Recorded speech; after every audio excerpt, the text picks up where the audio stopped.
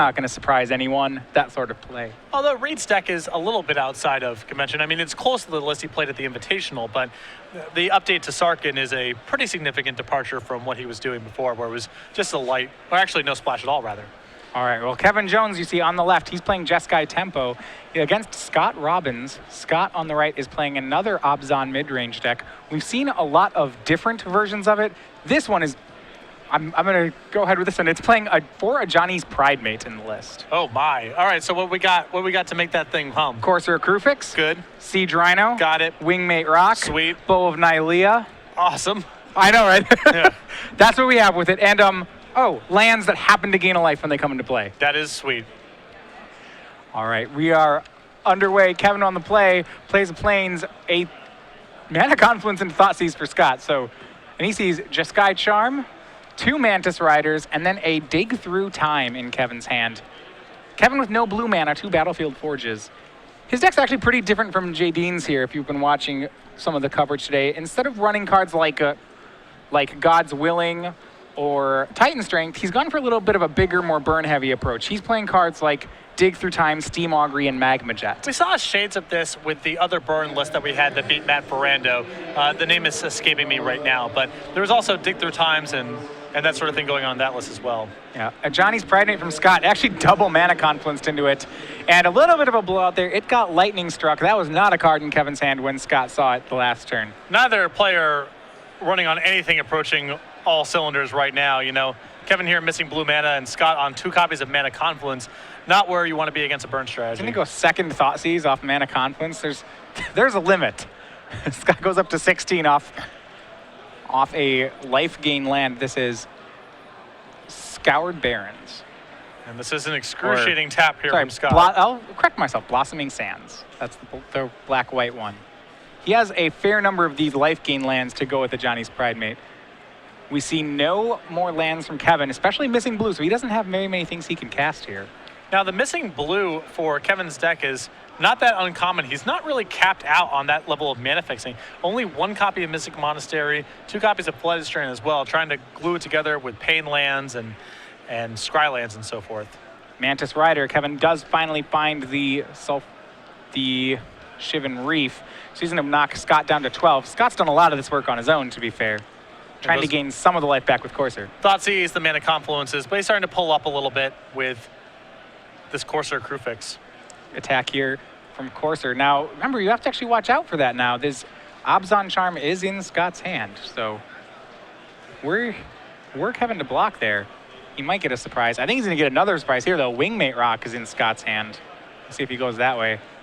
He does not, though. He's going to go for Thoughtseize. Mantis Rider, Jeskai Charm, Sarkhan, Dig Through Time. Pretty loaded hand here. Interesting. I was almost expecting him to slam the Wingmate Rock. He triggered Raid for it. Seemed like a good spot. We'll see what his follow-up is. I mean, he also has a Hero's Downfall, so maybe he just kills the Mantis Rider, has the same play available next turn. It's risky, though. You know, that forces you to probably take the Mantis Rider, and then if Kevin finds lane number 5 for the Sarkin, you just might get closed out of the game before you're able to play much of your hand. Yeah, he's going to take the Jeskai Charm. Scott could go, and this is pretty interesting, he has a Bile Blight in his hand. If he can induce Kevin to play into it with another Mantis Rider here, he could get a real big reward. And if he has Hero's Downfall, he's kind of got the best of both worlds. If Kevin finds land number 5, he can just kill the Sarkin, and if Kevin doesn't, he probably adds the second Mantis Rider, and then Scott gets the whole thing. Scott had the opportunity to play Siege Rhino this turn, but he didn't, just so he could hold up mana for this potential play, and he's going to get a huge reward for this. Beautiful sequencing here by Scott. Now we see why he held off on the rock. Yeah, taking 2 again to do this. It has been a complaint about the Abzan decks. They are cavalier with their life total. For sure. It's been tough. You know, if Scott loses this game, it's not because he didn't do enough powerful stuff. It's just Thoughtseize and Mana Confluence buried him.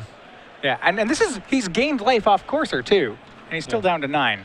But yeah, getting both Mantis Riders there is really big.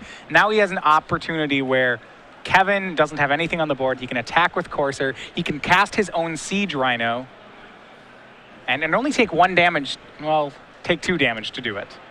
No, he can cast a Siege Rhino for 1 damage. You're absolutely right. Yeah, he gets colorless off the caves, and then he's got it rolled up with the rest of it. So, and that is a one main deck deicide that's on top of Scott's deck. He draws that for the turn. And Bow of Nylea, the next card up. That's something no burn deck wants to see. Although it is, again, tough to cast in this spot just because of the land situation. Let's see, Scott here is going, swings with Courser. He casts Siege Rhino, takes 1 to do it, but gains 3, goes up to 11.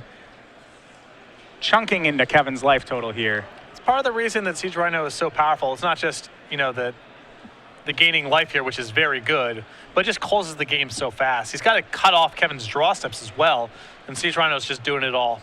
Land number 5 from Kevin. So now Sarkhan is live, but is it going to be enough? He's facing down 6 damage. Kevin's only at 8 life. More like Sarkant, am I right? Oh. Yeah, that was brutal. All right. Well, maybe he'll find a way out of this situation. Seeker's down. He's going to dig through time, most likely here with a delve. Yeah, he has 5 cards in graveyard and 3 mana left over, so it's at the ready. Yep. Bow of Nylea, the draw for Scott. This is actually a pretty good Bow of Nylea here. It's going to give the Courser Death Touch if Scott wants it to.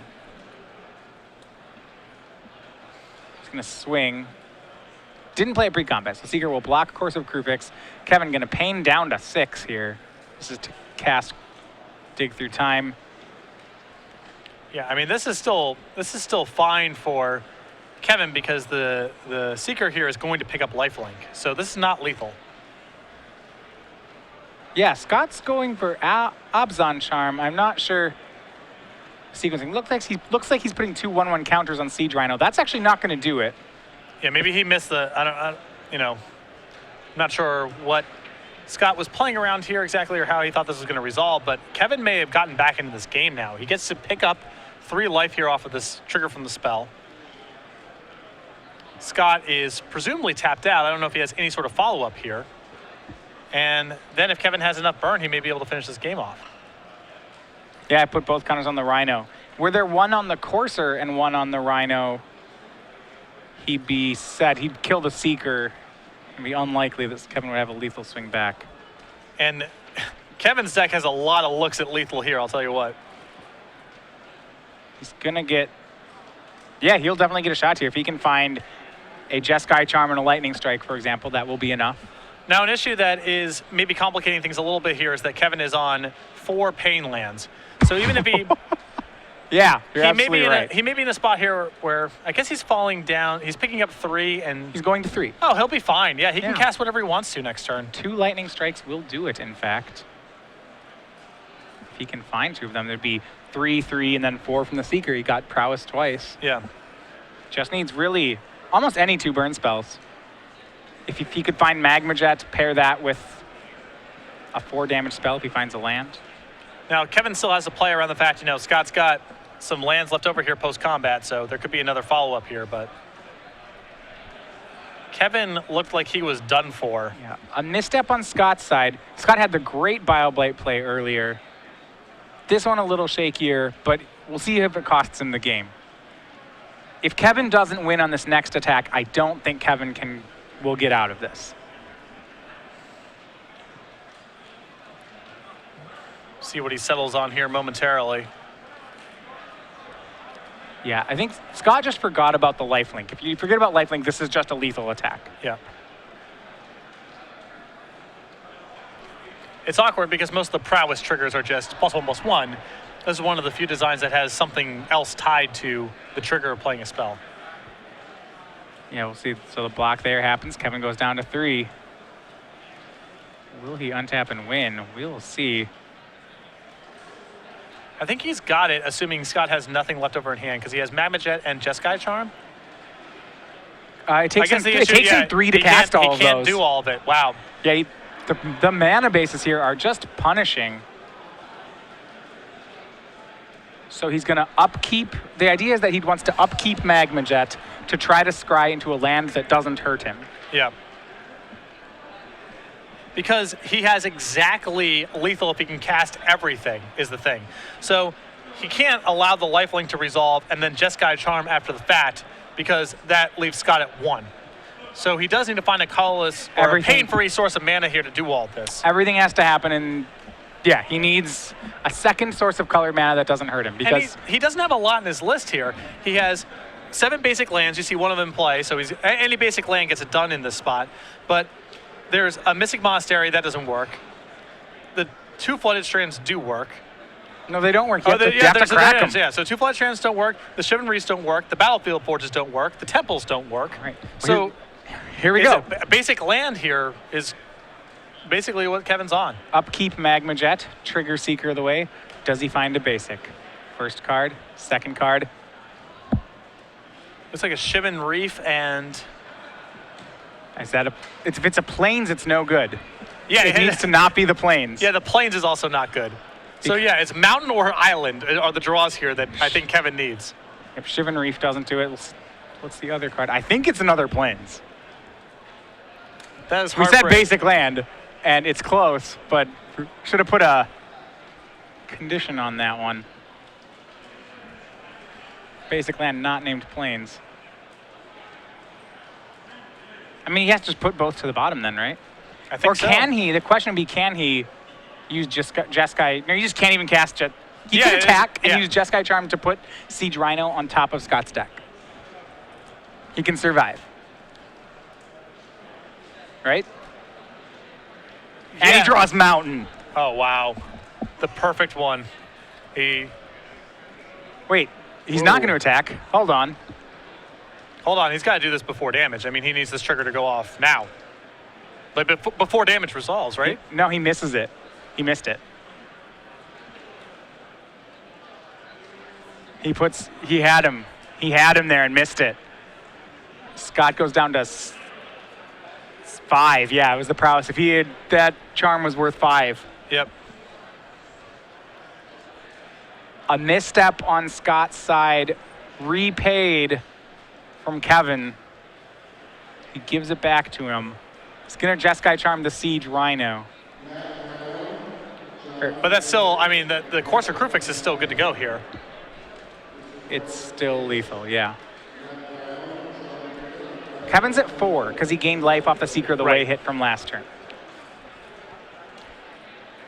So he puts Rhino on top. Now, there's some problems here, though. For example, Scott has Hero's Downfall in hand. Well, the last card in Kevin's hand here is a Sarkin, and if Scott takes any damage off of lands, oh wow. He's going to Thought Seize the Sarkhan, which they know about. Yep. He can go to 1 or to 2 to Hero's Downfall, the Seeker of the Way. And then he's got to dodge a top deck. He's going to hang back with Courser.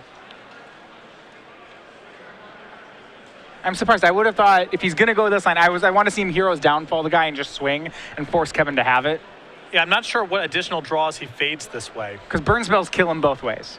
Yeah. So I would just say, all right, show me that I'm dead. Kevin's going to say go. Is he going to kill it? I think you'd kill it. He's just going to untap and draw Siege Rhino. We'll see. Big draw for card on top for Kevin. He does have a land. He's going to get to gain a life off that. That puts him to 4.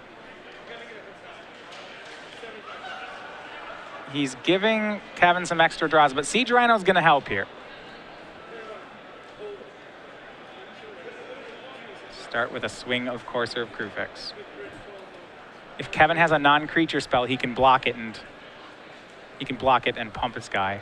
But I think any non-creature spell probably would have just killed Scott last turn. Most of them would have. I'm There's not sure almost- all, but most would. I mean, there's a second copy of Dig Through Time, but Siege Rhino puts Scott temporarily down to 3, but then brings him back up to 6. and this cuts off a little bit, some number of outs here.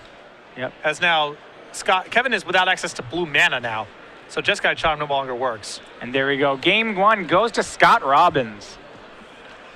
That was an odd one. A dicey end game there. I still want to go back, though. I have to give Scott props for the slow play of the Bile Blight. That was one of those high risk. It was a great play. Well, he identified exactly what his hand allowed him to do and executed on it. After the Thoughtseize resolves, it's, he still has Hero's Downfall in his hand. So the worst case scenario is Kevin goes untap, draw a land, most likely cast Sarkin. You kill it, you take 3, and the Bile Blight play is still afforded to you. In the event that Kevin draws not a land, or a land that comes into play tapped, or whatever the case may be, you're probably getting it all. And that's just excellent. Well, the hard part would be, what if he just swings the Mantis Rider and then does something else? As the first order of business? No, say he swings the Mantis Rider, first order of business. Yep. So do you kill it or take the damage? You're probably priced into using a Bioblade. Okay, so but because he had the option to Siege Rhino that turn, I think if you end up Bioblading that turn for one Mantis Rider instead of Siege Rhinoing, I think Kevin, that's a victory for Kevin. But it's hard, Kevin has to be playing around exactly Bioblight in that spot. Right. And that's a hard thing to pull the trigger on if your hand has nothing else going on. Because the risk of the Siege Rhino play there from Scott is if Kevin goes untap, draw a land, plays Sarkhan, you're way behind. Yeah. I mean, maybe your removal spells catch you up the next turn, but I don't think he has enough black mana to play both Bioblight and Hero's Downfall the following turn. So I think that Scott's play is probably the best. There's this risk-reward matrix, and I think that Scott's play is probably the best option available. It gives him some pretty high upside lines in the case that Kevin draws certain things, and also protects him the most from Kevin's best draws. So I liked it a bit. All right, as we go to the sideboards here, let's look at Scott Robbins' deck first. It, on the surface, looks like an Abzan mid-range deck, a fairly typical one, but this Johnny's Pride Mate package is pretty interesting. And I think only gets better post-board here. As we look at his board, he has 3 Nyx Fleece Ram available to him after board. That's a combo right there. Oh, a Johnny's Pride Mate and Nyx Fleece Ram? I can get behind it. He has also 1 Sorin Solemn Visitor. I'm happy bringing in a Nyx Fleece Ram regardless. I mean, you saw a Seeker of the Way, so got something on the ground to block. 2 mana gain a life each turn is arguably good enough to bring in against a deck like Jeskai Tempo anyway. So I like it a bit. And you have to assume that Rabble Master's in the Kevin Jones's deck, right? Correct. It's just too good of a card right now to not be running. For this kind of strategy, it's as good as it gets, basically. A little bit further down the list, you have a Sorin here if he wants to go a little bit further down the lifelink path. An Osmond Charm, and then Hostilities, 3 Drown Sorrow, and Empty the Pits, Bioblight, a Silence the Believers, 2 Liliana Vest, and a Deicide. Not a lot else that I like here. But the Nyx Fleece Rams are a nice upgrade. All right, looking at Kevin's side, what do we have? He has a Sarkhan, another copy, a Temple of Enlightenment, a Narset Enlightened Master, a Keranos, 2 Magma Spray, 2 Ash Cloud Phoenix, 2 Negate, 2 Anger of the Gods, and 3 copies of Disdainful Stroke. I had to imagine Disdainful Stroke is 4 matchups like this. I would think so. So that's the counters a spell that costs 4 or more for 2 mana. Counters Siege Rhino and your similar Siege Rhino-ish cards that you are probably playing with. Yeah, I actually really like that card against mid-range strategies. This is the first time we've seen it in a sideboard, but I'm a pretty big fan just thinking about it. Me too. I like Ash Cloud Phoenix a lot in this matchup too. Kevin's deck has a lot of removal, and the Phoenix is pretty durable against that. Has some problems locking up the air, and Phoenix is good there as well. Imagine we could see one or both of those come in here. Outside of that, I don't know how many of the cards here I like boarding in. This seems to me like a matchup that Kevin should be pretty happy with in general. Yeah, this seems, Scott's a little slow, cumbersome out of the gates. The fact that there's a Johnny Primate has to be cause for concern, because it implies there's a lot of life gain in Scott's deck. But, the Osbound strategies in general feel good for the Jeskai Tempo decks. There's a lot of lands that come into play tap. They're a little cumbersome. They don't have a lot of great ways to lock up the air, so Mantis Rider is a very potent threat. We've seen that over the course of the day. Seems solid. We are underway for Game 2. Kevin Jones is on the play here. We have seen some of the Abzan decks, Game 1, really struggle with burn-based strategies. Games 2 and 3, they have a lot of good sideboard cards for them. Probably a pretty big achievement on Scott's side that he managed to... I would think he's not a favorite Game 1.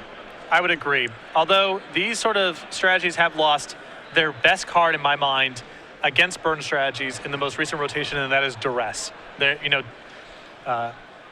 Absolutely, the card's fantastic. Not, Thoughtseize isn't nearly as good, and Despise obviously doesn't hit the problematic burn spells. All right, underway, Kevin with 2 lands. He's going to get Thought Seized by Scott. Sees Sarkhan, Magma Jet, Lightning Strike, Abzan Charm, lands number 3 and 4. So I like selecting Magma Jet here if you have some follow-up way to get rid of the Sarkhan, and I think taking the Sarkhan here is reasonable as well. And he's going to go with the Magma Jet. Those are the two standouts of this hand. The rest of it is just damage, which of course matters for Kevin's strategy, but Yeah. Magma Jet provides utility and a little bit of help with the draw step, and Sarkin provides a lot of power. A pretty good hand overall for Kevin Jones. I would, it's got burn, it's got a threat. And Scott just going to go to town here, Pain Landing for another Thoughtseize. To warrant taking a point of damage off of a Land of War Waste in this spot, Scott has to have a very curve-sensitive hand. Because Yeah. I would prefer to just wait. You can get that charm or whatever else further down the line, and the 1 point of damage matters a lot. He did 3 himself to take a Jeskai Charm. Yeah. That's only, that only does 4 points.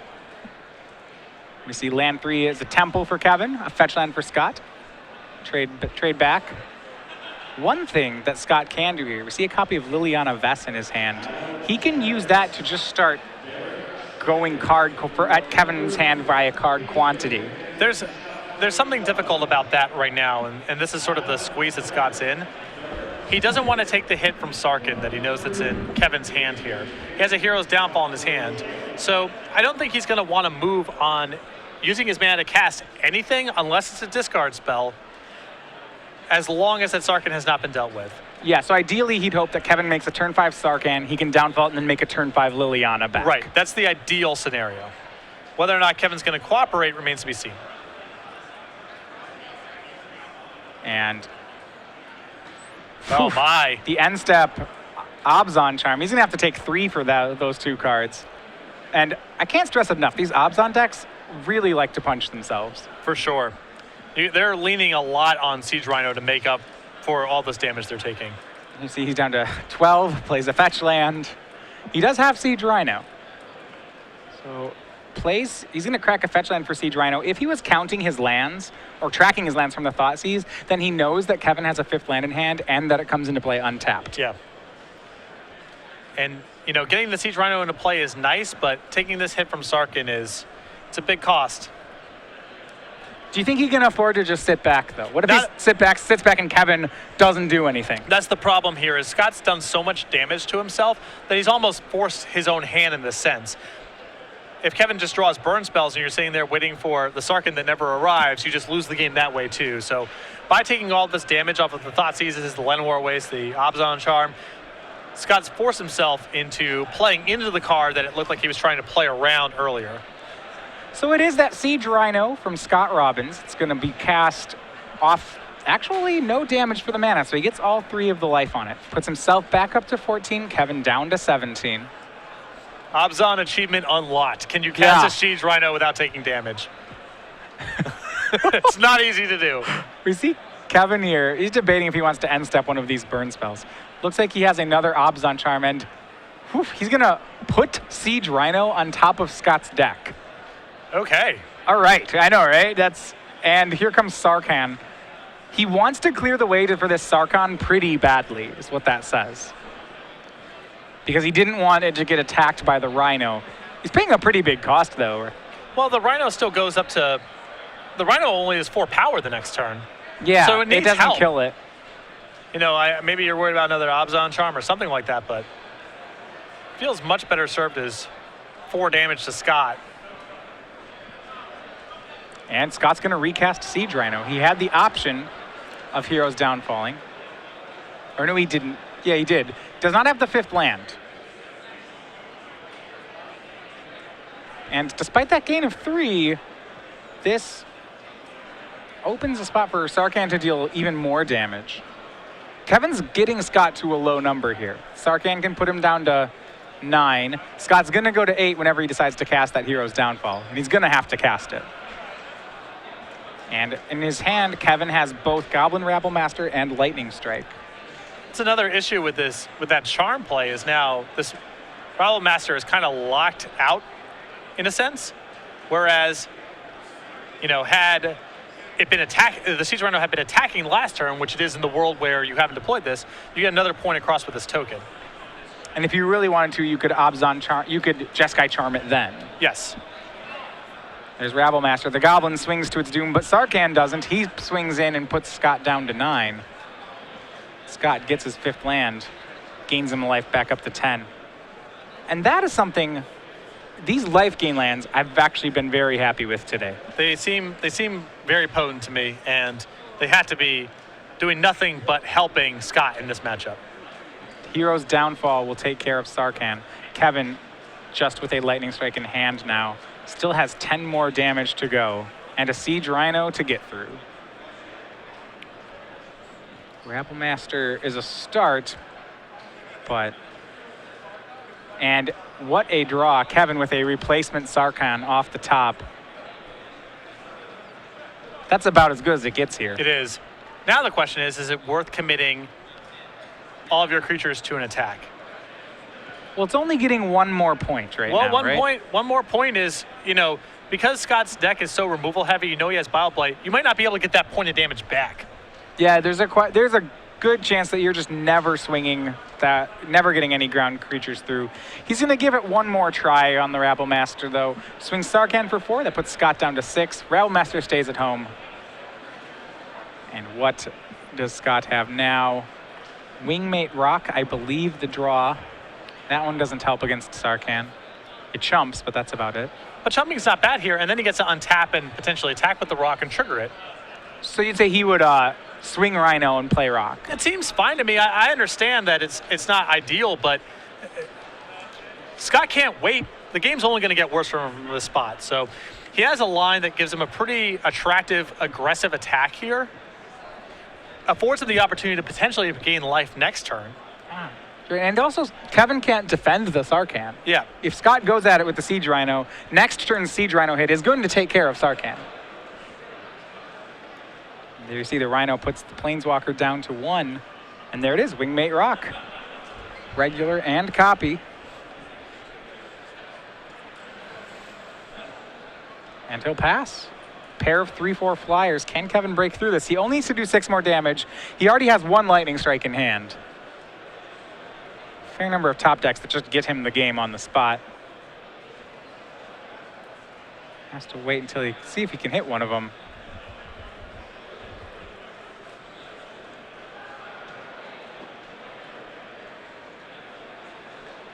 And let's see what we're looking at. Maybe a dig through time it is on Kevin's side.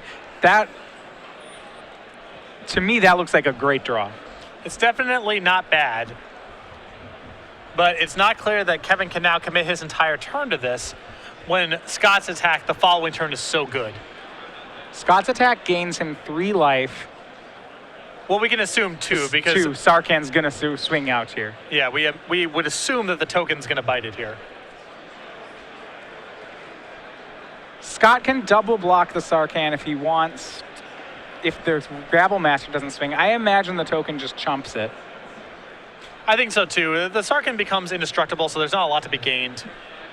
Oh, right. Yeah, you actually can't kill it in combat. Yeah, so Good point. it's just going to be a chump block. So a swing here of everything, Rabble Master token and Planeswalker. The Wingmate Rock's going to go ahead and get eaten, or eat, rather, the Rabble Master. Sarkhan takes out the Wingmate Rock token. And the Goblin swings for 1. Robbins is down to 5. Or is it, we see him, he's down to 4.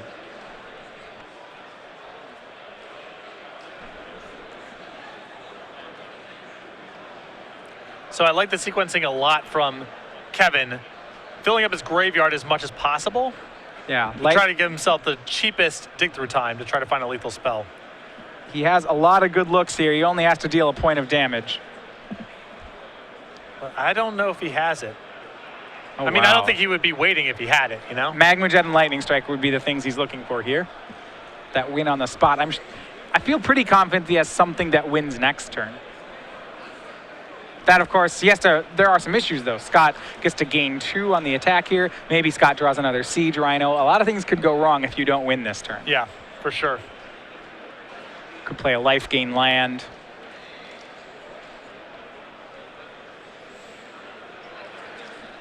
And we'll see, what can Scott get here?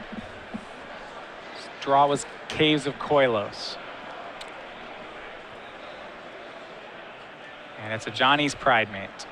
Going to play that pre-combat so that it can grow off this Wingmate Rock attack. They're going to attack at Sarkhan. He goes down. Scott gains 2 up to 3. Stoke the Flames waiting in Kevin Jones's hand. Looks like Stoke and another dig through time were the coup cards kept. And the dig through time is a really powerful insurance plan, so makes sense to keep it. Using the Stokes and Plains, Scott does not have anything here, and we're on to game 3.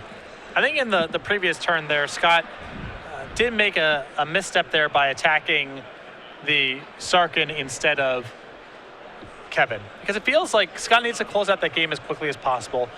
The following turn, he's very likely, after the turn we saw, we knew that was going to happen regardless. That token's going to chump block the Sarkin. Right. You can either finish off the Sarkin all in one hit if you think that's what's warranted, or you find a removal spell for it. In either event, it's either the same thing as breaking up the Sarkin attacks over 2 turns, or there's way more upside into having distributed the damage. I don't know if it's in his deck, but for example, in that last turn, if Scott had hit Kevin down from 13 to 9, he has 7 points of power in play, and then Obzon Charm is a lethal draw. He actually has outs. How does he survive the hit off the Sarkhan then? The Sarkin didn't change anything. I'm saying the turn previous where he attacked with the Siege Rhino and then plays the Rock. He attacks Sarkin down to 1. It's the same thing as... You're saying at that point, just go for Kevin. Just go for Kevin, tries to close the game out as soon as possible. I think it ended up not mattering based on what the draw steps were, but if Obzon Charm is still in the list somewhere, then it makes a huge difference. Yeah. Well, those players shuffle up for game 3. Do you want to talk a bit about Star City Games game night? So this is on Wednesday nights. I actually had my first chance to play in one of these last week. It was pretty a blast. Our store put on Legacy for it. It's a very exciting program. It's been running since September. If you're interested in signing up your store, go to StarCityGames/Game Night for more information. Every Wednesday night, there's pins and tokens given out. You can see this is the October kit. If you're looking to sign up, please do it as soon as possible. This program is worldwide, so even if you're outside the United States, don't worry, you can sign up regardless. Stores, you have the full discretion to run these programs however you want to. Any format you want, sanctioned, non-sanctioned, just get more players into your store. Some casual focus, organized play. Star City Games Game Night every Wednesday night. It's live now if you're looking to get signed up. StarCityGames/Game Night for more information. What's your favorite card that makes a Star Ooze token? What is my favorite card that makes a Star Ooze token? I think there is a card from Ravnica that I was charmed by, but I can't remember. What's yours? All right, I'm going to go with Ooze Garden. This is from Shards of Alara. Okay, Ooze Garden. You sacrifice a creature, and then you get an XX Ooze, where X was its power, I believe. That's pretty good. You can also use this as a Wood Elemental token, which is really nice. Wood Elemental, also a Star. Yeah, he's really good. Gaia's Liege, another Star. Slime Molding. Slime Molding. Oh, Slime Molding. That's a good answer. That's a great card. Yes. Ooze Flux. That's from Conflux, right? That makes a Star, I believe. Mm-hmm. Either way, I like the art on it. This guy's sweet. And this will be every week in October. This Ooze token and pin will be the prizes for SCG Game Night. Right. So again, StarCityGames.com/Game Night for more information. All right. Back to our match. It's game 3 between Kevin Jones and Scott Robbins. And what are your thoughts? So we saw Matt Costa earlier playing an Obzon mid-range deck, which was remarkably similar to Robbins' deck, except where Matt was playing Seeker of the Way, Robbins is playing a Johnny's Pridemate. Really similar cards. Mm-hmm. One of them you get a 2/2 for a 2/2 that becomes a 3/3 and gains lifelink until end of turn, whereas Pridemate has the potential to go past 3/3. Well, it's, I don't know. The question is how much do you want to be playing these lands regardless of any other synergies in your deck? Yeah. If you want to be playing a bunch of, 7 or 8 of these gain life lands, well, then go ahead and play as Johnny's Pridemate. But I wouldn't try to squeeze. It's not, I want to play as Johnny's Pridemate, therefore I'm playing these lands, is the wrong way to approach it, in my opinion. It's I want to play these lands, therefore I will play a Johnny's Pridemate. Correct. Exactly. Dude, Kevin looks like he's going to be keeping here. Scott on a mulligan. And by what most accounts I think is a difficult matchup for Obzon here. It seems tough. I mean, the Obzon deck has a lot of good cards, but it's a deck full of moving parts, and it's just the mana base that makes it that way, Yeah, it's leaning pretty hard on Siege Rhino in this matchup. Yeah. We're underway. Turn 1, fetch land for Scott and Temple for Kevin. As I said before, first couple turns, usually these decks don't get anything going until turn 3. Scott, if he hasn't a Johnny's Pridemate, can get a stick and early threat. Looks like he may have just that. But there's a lot of ways for the Abzan deck to lose this matchup, it feels like, even if they're able to cast their stuff, which is already an open question. You can be stuck with a bunch of creature removal where you're getting burned. You can have a bunch of ground blockers while you're getting hit with a Mantis Rider. There's a lot that can go wrong. Right. We still have yet to see Anafenza the Foremost take stage in either Scott's deck or Costa's. They were both playing the card, but we haven't gotten to see it cast. And that is the turn 2 of Johnny's Pridemate on Scott's side. Kevin with a second Temple, doesn't have the Magma Jet immediately for it. See if Scott can life gain. No, it's just a swing for 2 and a second Mana Confluence. Ugh. He'll play Corsair of Kruphix. So this gets bad for Kevin real fast. If there's any lands coming from Scott. If you haven't seen this interaction, I don't think Scott has a 4th land, but if he can find one after drawing his Anafenza, then his play is going to be land, life gain, Siege Rhino, life gain, swing. Yeah. A full disaster for Kevin. But I still think this mana base on Scott's side is brutal. It's hard on the eyes. There's no, It's like, no two ways about it. Mantis Rider, turn 3. That's the first play for Kevin. All right, fingers crossed. This is make or break time for both players. And Scott hits. That's all sorts of bad here for Kevin. Scott's going to play the land, goes up to 14, and Johnny's Pridemate gets a counter. And taps, and he's going to go down to 12, hit himself a couple times. Siege Rhino, though, puts him back up to 15, so he nets 1 life on the deal, puts Kevin down to 14 as well.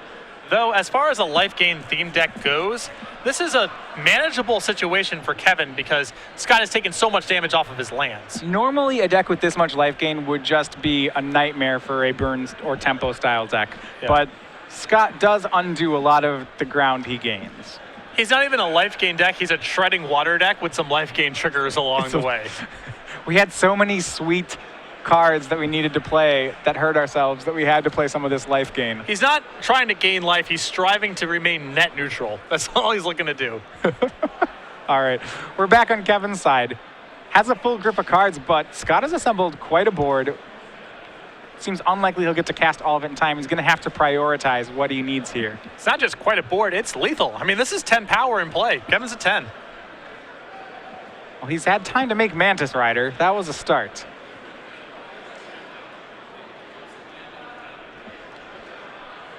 And we'll see where he goes from here. You see Lightning Strike in his hand. Nothing's in range of that anymore.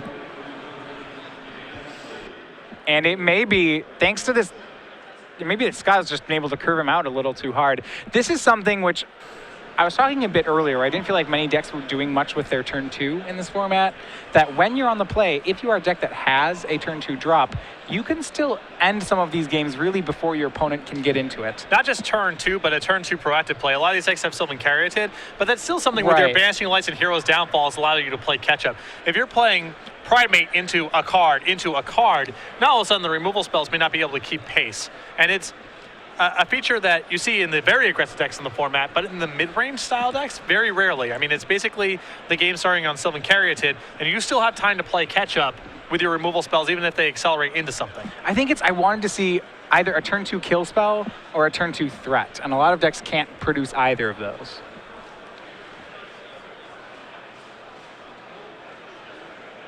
And no flying blockers here for Scott, so Mantis Rider is going to be able to do some damage. You see he plays a second one, puts Scott down to 9. You can see the hesitation here because if Scott has Bile Blight, that's game. And she draws Elspeth. Is it Bile Blight? Does not look like he has it. He does have Anafenza that we know about. His draw for the turn was Elspeth. Abzan Charm on top of the deck. But if he doesn't kill him this turn, then Kevin gets him on the way back most likely. He can go ahead and just put the Mantis Rider in front of the Corsair. And take 8? Yeah. Are you willing to do it? Abzan Charm kills you. Well, yeah, or just something that randomly gains life at instant speed kills you. Any life gain card. But, you know, if Kevin rather can't win the game on the way back by chump blocking, then I think he just has to do this and cross his fingers. I like his play here. In for a penny, in for a pound. If you're going to take 8, might as well kill the Corsair while you're at it. Right. And Moment of Truth. Wingmate Rock is in Scott's hand. Can't cast that. Elspeth can't cast that. I like the line Kevin is taking here. My thought matrix, if I'm in Kevin's seat, is what allows me to save the maximum amount of save as much damage as possible that still guarantees me a kill next turn. See, he's thinking pretty hard on this one. He knows if he survives with both Mantis Riders, he has this. Can he chump one of them away and still represent lethal? It doesn't look like it. Looks like he needs both.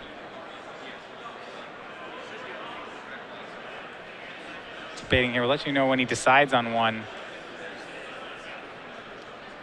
Now, another factor in all of this here is that maybe Kevin, he has a Sarkin in hand, let's say, which I believe he does. He may be banking on he can still win the game if Scott can't follow up with a play, which is unlikely because of Scott's lands.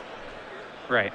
2-mana confluences, maybe you can beat something on the way back. He could double block Siege Rhino, then use Sarkhan to kill a Johnny's Pride Mate, and then have Mantis Rider holding off the remaining Courser, if Scott has no plays. Yes, but if you're... That's a lot of ifs. Yeah. We know. All right. If he makes his play, I think he has it. This is a really bold move on Kevin's side. There we go. Gonna kill the Courser, take 8, and there's no tricks from Scott. No Obs on Charm, no life gain. Kevin's down to 1. Because if Scott double blocks the Siege Rhino, he absolutely loses the game to a removal spell. With this play, at least Kevin still has a draw step. Maybe he can find something. Kevin at 1. Courser's gonna hit the bin, and Scott has no other plays. He just passes back the turn. This looks like it's going to be Kevin's. I really like, as much as... what a tough call on this turn, though. Right. There are the elements I didn't like about game 1 here, but Kevin has... It's a lot of, there's sweat coming down your brow and you're crossing your fingers, but I think he's found the line that lets him win the game, which is all you can do. And he knows it. He's got Obzon, Jeskai Charm. I was going to say Jeskai Charm and Lightning Strike. Actually, because he has Pain Lands, he can't cast both of them in the same turn. Because he's at 1. Yeah. But I don't think he needs to. So because he has 2 Pain Lands, he is still dead to a kill spell. We'll see if Scott has it. I don't think he does. If Kevin had one of those, if the land he played in this turn was a basic, he would have Scott dead through a kill spell. Yeah. See, but, you can't... playing around a kill spell here, I guess it's possible Scott still has it. You're not 100% sure there's no removal spell in his hand. Do you think Scott would have just played it pre-attacks? Most likely, although it doesn't really gain anything because Kevin still has the option of just putting one in front of the Courser. Here we go. Sarkhan and everybody swings. And that's going to do it. Kevin Jones defeats Scott Robbins in 3. Bold call to go to 1 with that Mantis Rider double block. Pays off. Scott misses his 5th land at a pivotal juncture there.